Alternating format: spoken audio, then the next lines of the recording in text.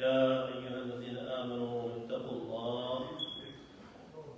الله وكونوا مع الصادقين.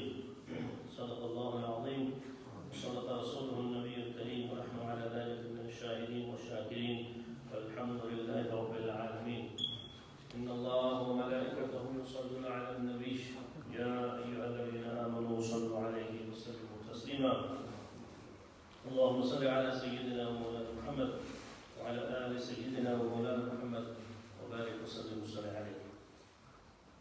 نهاية والاحترام عظيم बुजुर्गों और भाइयों जो फेसबुक के जरिए देख रहे हैं सुन रहे हैं, अस्सलामु अलैकुम व रहमतुल्लाहि तआला व बरकातुहू। यौम जुम्मा के ईद उल मुस्लिमीन के तहत हमेशा की तरह इसी हदीस पाक से मैं खुदा करूँगा तमाम हज़रात से तमाम हज़रात को मेरी तरफ से इसकी मुबारकबाद में शिरकत है, कबूल मंजूर फरमाए। और हमेशा की तरह अल्लाह ताला की तरफ से दुआ है, इल्तिजा है कि वो हमें इस मुबारक यौम और इस मुबारक दिन की इज़्ज़त का करते हुए की तौफीक अता फरमाए। आमीन।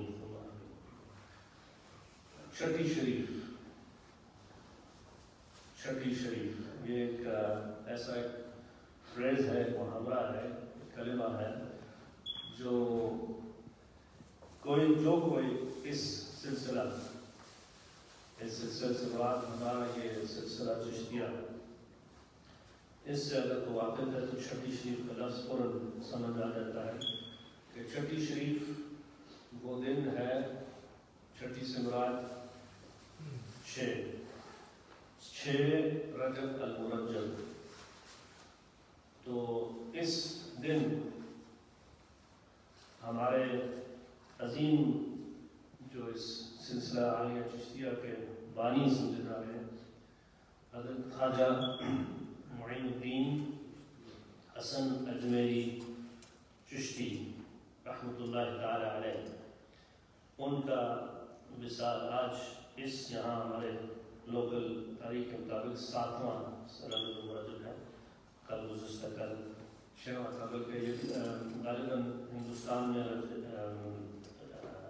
अजमेर शरीफ में भी छठी शरीफ कल ही मनाई गई थी।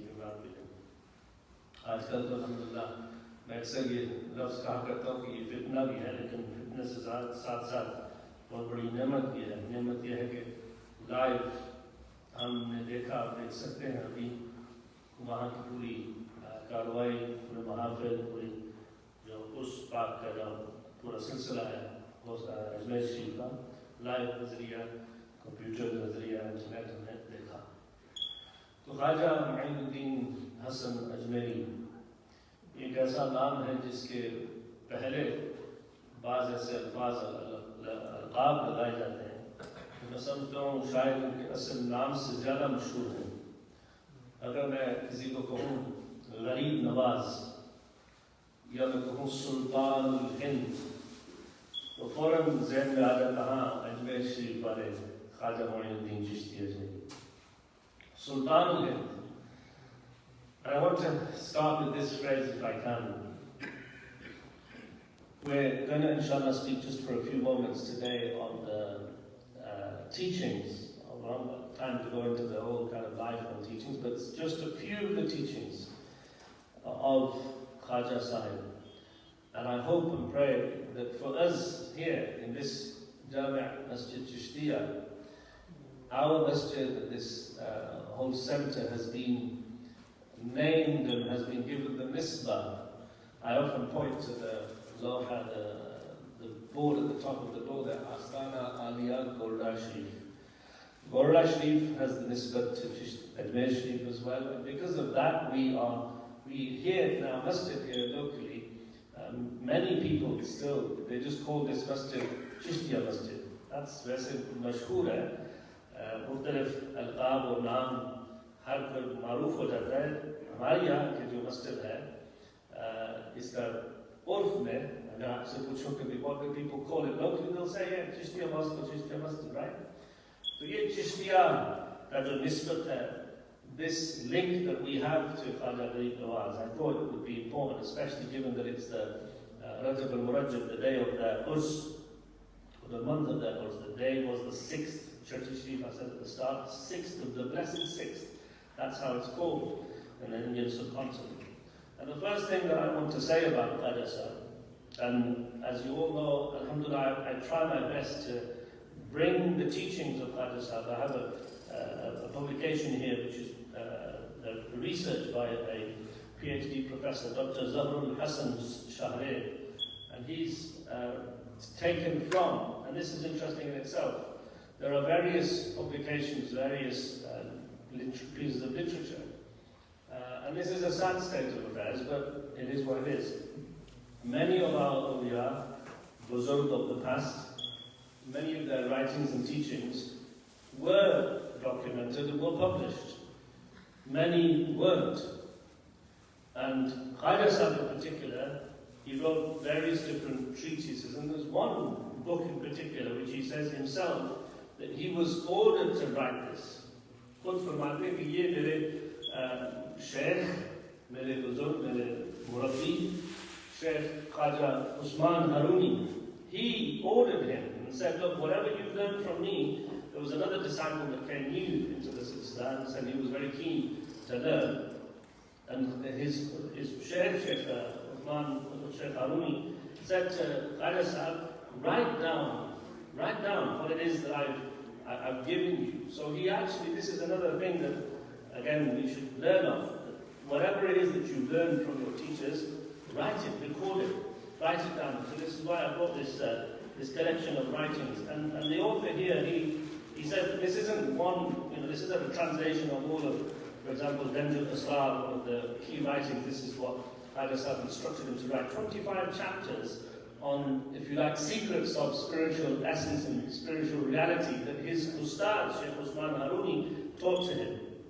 And so he collates these into this immense book. To my knowledge, and what this author says here, and he's, as I say, an academic in this subject, he says that hasn't yet been published to this day. What I have in my hand, and this is a great ni'mah in itself, our elder brother, Brother Jamil Sahib, has a publishing company, Beacon Books, and this is actually one of his publications. So he's got hold of the academic who wrote the original book here and has republished it. And so it's a source of pride for us that we've at least got access to the direct words of Khwajaa Sahib, Imam Irfan Chishti, which I'm going to share, inshallah, with you a few of those words today. The first thing that in terms of his teachings, or the area that I want to discuss, there's lots to choose from. But being Chishtis, one of the things that often we as Chishtis, as compared to Naqshbandis or people from other Salasil, they say to us that you are the Chishtis and you are the one that's permitted Samaa. You have permitted what we call method Samaa, or again in more modern terms, the method qawwaali. So qawwaali comes from also words that are in praise of Allah, hamd of Allah subhanahu wa ta'ala, thana of Allah, and then na'at, hamd of the Prophet alayhi salatu wasalam. This is essentially what qawwaali is. It's words of praise to Allah and His Habib alayhi salatu wasalam, but what has been put together in this very unique way of dhikr, I would say, is this addition of musical instruments. And as young people growing up, I remember myself as a young person growing up asking this question, and people asking of us, well, you guys are Chishtis, right? And so that means that you permit music, right? You're Chishtis and you permit music. And, that's the general kind of feeling that people have out there. I want to read to you here what Khwajaa Sahib says, and this has actually always been, I remember our Honorable Mufti Sahib alayhi rahmah, our Honorable Father, whenever he was asked about this question, he would say exactly, almost word to word, what it says here on this page. And let me read it to you. It says, according to some travelers on the Sufi path, according to some who are on the Suluk, Baz jo मशाइख हैं जो सुलूक के रास्ते में हैं, जो तसव्वुफ के रास्ते में हैं, बाज़ मशाइख सूफिया के नज़दीक, लफ्ज़ बाज़ लिखा, उन्होंने फरमाया कि बाज़ के नज़दीक ये हलाल है, मुबाह है, it's lawful and admissible, having legitimate sanction. बाज़ के नज़दीक. और फिर उसी मसले में, the second sentence, according to others, it is impermissible. And that's the first thing that we always say, and as I say, young people especially, they often ask this question about music in the current age as well. And the first thing to say is that, certainly from our silsila, we say that according to some it is allowed and according to others it is not allowed. Now then, so that's the first point, right? That Mahfil al-Samaa is in the Ba'ad Mubarak, okay? The interesting thing is, which is what often people forget. You know, there's a phrase in the English language, give them an inch and they'll take a mile. And this is what's happened, I think, with qawwaali and certainly with Khwajaa Sahib's teachings. If I now turn the page and read to you the next set of instructions, if you like, right, in terms of what this Mahfil al-Samaa is and how it should be conducted. तो पहले मसला समझ दिया आपने कि भी महफिल समा अंदर बाज जायज़ है, बाज के नज़दीक नाजायज़। ये ख्वाजा साहब का जवाब था। फिर उसके बाद फौरन फरमाया कि हाँ, जायज़ होने के बावजूद इसके कुछ शराइत हैं, इसके कुछ तकाज़े हैं। And that's what people often forget. They just say, oh, you know, according to the Chishti silsila, music is allowed, so therefore, you know, all kinds of music, you've seen all sorts of stuff on the internet, you know, in the past 20 odd years, since I've been kind of, you know, watching this field very closely, all kinds of ridiculous things. You know, pop culture music, which is even right down to the very beats, and sometimes even right down to the words, and then they just often change a few words here, and they say, oh, well, you know, in the silsila Chishtiya, Aliyah, it was permissible, and again, they quote the wisdom and the hikmah, which I'm sure you've heard. And this is something that I'm proud of Khwajaa Sahib's silsila. That allowance was, if you like, his ijtihad and his ruling because of the situation of the time. Wada' al-hal, the situation of that time. This is a great thing about Islam generally, and our Sharia in particular, that it gives us allowance to give rulings that are specific to time and place.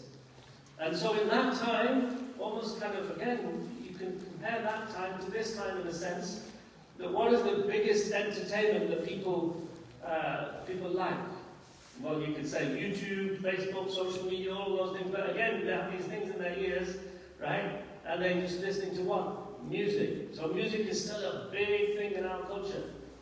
Khwajaa Sahib, alayhi rahmah, radiallahu ta'ala anhu, he did what? He allowed for this particular form of, and I have to say, specific dhikr of Allah subhanahu wa ta'ala. Knowing that this is something that the community is at large involved in, but then here's where he now puts in the shara'i. It's not simply tick box, go ahead, yes, all kinds of music is allowed. No.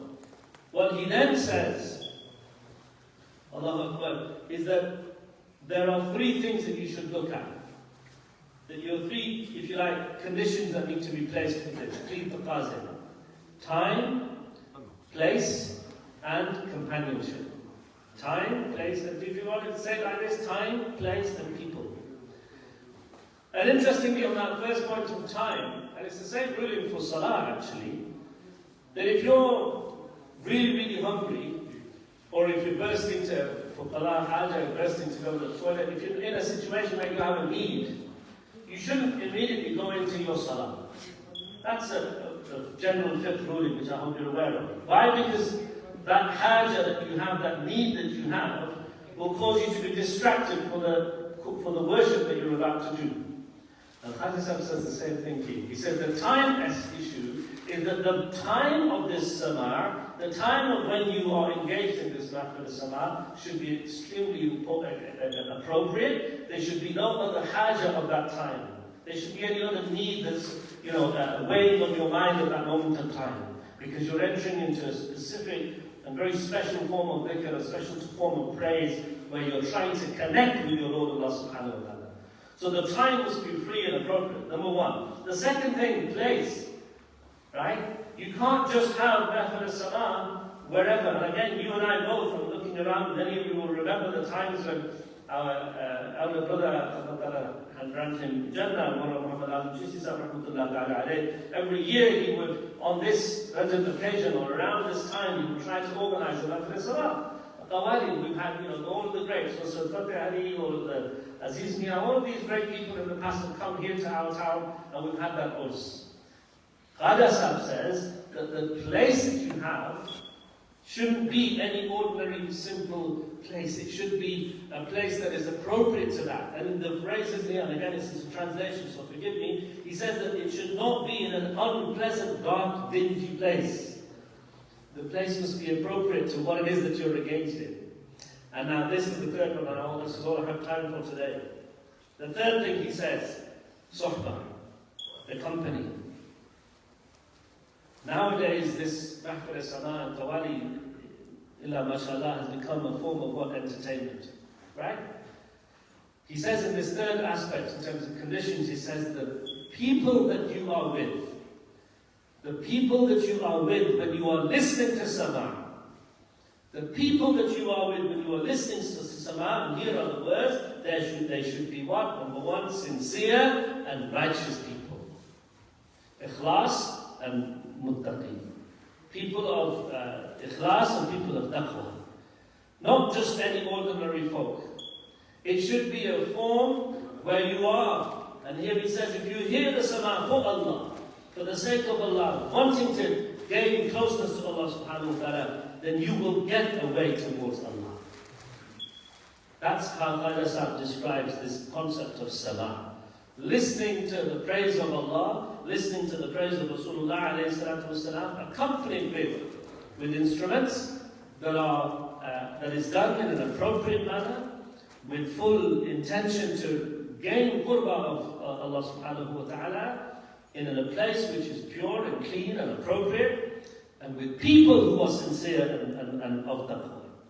महफिल समा की ये तीन तकाज़े, उसके आगे काफ़ी तफसील के साथ और भी लिखे हैं, लेकिन ये तीन मुख्तसर करके वक्त के तकाज़े को देखते हुए कि मकान, वक्त और सोहबत, ये तीन चीज़ें ख्वाजा साहब ने फरमाई, ये देखें कि वक्त भी मुनासिब हो, मकान भी मुनासिब हो, और फिर लोग जो महफिल में बैठे हैं, जो सुन रहे हैं, वो भी मुनासिब हो, वो भी मुत्तकी और मुखलिस, इखलास, दीनदार लोग हों.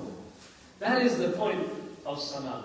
That is qawwaali, according to Khwajaa Ghareeb Chishti Ajmeri. Not what we perhaps see in this day and age. We hope and pray Allah subhanahu wa ta'ala allows us to try at least to follow, especially if we're calling ourselves Chishtis. And I'm speaking more to ourselves and those who are affiliated to our masjid and here, that if this is what we're about, then we should be people of appropriate